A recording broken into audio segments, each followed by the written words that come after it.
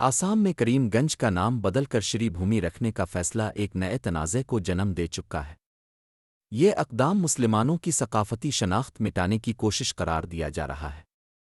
کیا یہ صرف ایک نام کی تبدیلی ہے یا اس کے پیچھے گہری سازش چھپی ہے؟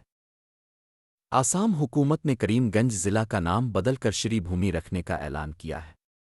اس فیصلے نے آسام اور پورے ہندوستان کے مسلمانوں میں شدید غم و غصہ پیدا کر دیا ہے۔ لوگ اسے اپنی ثقافتی شناخت پر حملہ قرار دے رہے ہیں۔ مسلمانوں نے ہیمنتا بسوا شرما پر الزام لگایا ہے کہ وہ ان کی تاریخی اور ثقافتی شناخت کو مٹانے کی کوشش کر رہے ہیں۔ یہ فیصلہ ایک بڑے سیاسی اور سماجی تنازع کا پیش خیمہ بن چکا ہے۔ اس فیصلے کے خلاف لوگ سڑکوں پر نکل آئے ہیں۔ انہوں نے پلے کارڈز اٹھا رکھے ہیں اور کریم گنج صرف ایک نام نہیں، یہ ہماری تاریخ اور شناخت ہے جیسے نعرے لگا رہے ہیں۔ یہ احتجاج حکومت کے خلاف بڑھتے ہوئے عوامی غصے کی عکاسی کرتا ہے۔ مظاہرین نے حکومت پر شدید مایوسی کا اظہار کیا ہے۔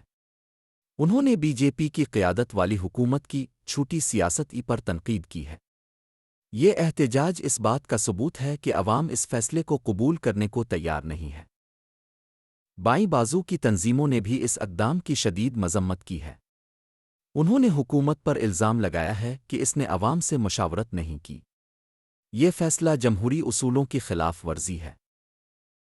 ایک علاقائی پارٹی کے ترجمان راکیش شرما نے کہا، کریم گنج تاریخی اہمیت کا حامل ہے۔ لوگوں سے مشاورت کے بغیر اس کا نام بدلنا جو نسلوں سے اس سے جڑے ہیں، یہ ظاہر کرتا ہے کہ حکومت عوام کو کس قدر نظر انداز کرتی ہے۔ بی جے پی کی حکومت والی ریاستوں میں ایسے اقدامات بار بار سامنے آ رہے ہیں جہاں مسلم ناموں والی جگہوں کے نام بدلے جا رہے ہیں۔ دائیں بازو کے ارکان سوشل میڈیا پر ناموں کی تبدیلی کے لیے مہم چلاتے ہیں۔ یہ ایک خطرناک رجحان ہے۔